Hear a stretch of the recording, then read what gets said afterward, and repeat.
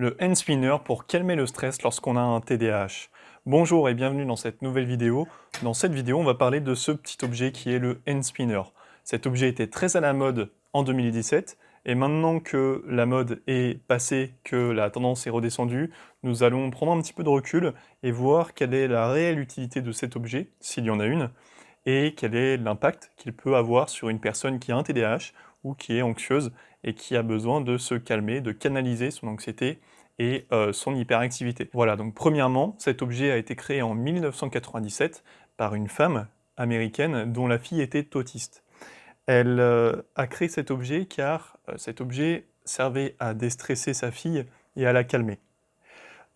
Ensuite, il est devenu très à la mode durant l'année 2017 et aujourd'hui, la mode est retombée. Donc, qu'est-ce que le hand spinner? Eh bien, c'est cette petite toupie qui est une toupie plate, qui a 3 branches et qui tourne grâce à un système de roulement à billes qui est à l'intérieur et qui peut tourner donc jusqu'à 4 minutes pour les plus performants d'entre eux. On va le retrouver chez les plus jeunes, donc dans les cours de récréation, mais on peut également le retrouver chez les adultes, qui vont l'utiliser dans un contexte bien différent.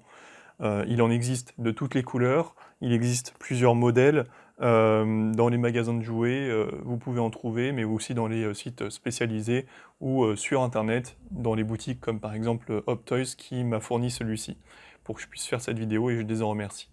Donc, quelles sont les vertus de ce hand spinner? Pour beaucoup, le hand spinner aurait certaines vertus apaisantes, voire thérapeutiques, notamment chez les enfants qui ont un autisme ou alors qui ont une hyperactivité. D'autres parents disent que cet outil aide leurs enfants à focaliser leur attention, du moins à la fixer, sans être distraits du fait que ce petit objet va les apaiser en leur permettant d'avoir un certain bien-être tactile du fait qu'ils sont toujours à toucher ce petit objet, donc que ce soit en cours, que ce soit durant leurs devoirs. Mais pour le moment, il n'existe aucune étude scientifique qui prouve la réelle utilité de ce hand spinner chez les personnes qui ont un TDAH, qui sont autistes, qui ont une simple hyperactivité ou autre. Donc pour l'instant, ce n'est que des hypothèses, des retours de certains parents, mais rien n'a été prouvé, donc on ne peut rien confirmer.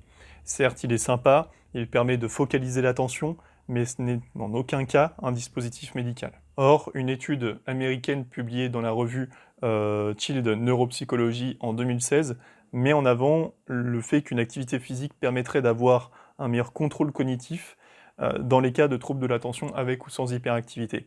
Mais un professeur met en avant que cette activité motrice, il faudrait qu'elle soit beaucoup plus importante en fait que simplement faire tourner un hand spinner entre ses deux doigts pour qu'il y ait, pour que ça rentre dans ce cadre.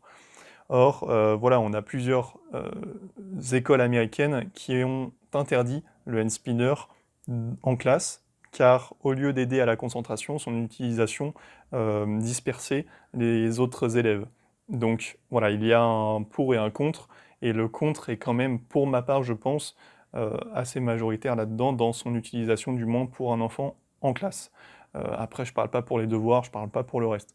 Mais moi, je sais que, par exemple, en 2017, j'étais au lycée, et durant cette grande mode, eh bien, durant cette année, voilà, il y avait plusieurs étudiants qui en utilisaient, et je me souviens précisément de ce moment où, voilà, ça me faisait vraiment limite vriller, quoi, parce qu'il y avait un étudiant qui était à côté de moi qui faisait tourner son hand spinner, et déjà, ça me distrayait d'un point de vue visuel, mais ensuite, d'un point de vue auditif également, du fait que j'entendais ce hand spinner tourner, et j'en pouvais plus, quoi. Donc voilà, il faut, je pense, que cet objet soit utilisé dans un contexte bien précis, et voilà, pour qu'il ait son utilité.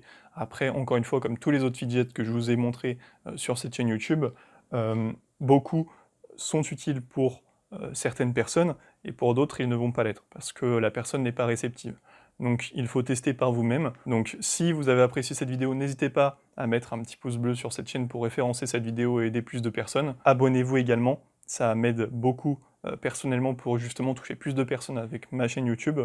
Et n'hésitez pas, si vous souhaitez avoir d'autres conseils pour votre enfant qui a un TDAH, vous allez dans la description, il y a un lien qui va vous rediriger vers une autre vidéo dans laquelle je vous partage les meilleures astuces que j'ai pour bien, vous aider à accompagner au mieux votre enfant ayant un TDAH. Donc foncez, je vous remercie pour votre attention et je vous dis à très vite. C'était Arthur, Ciao.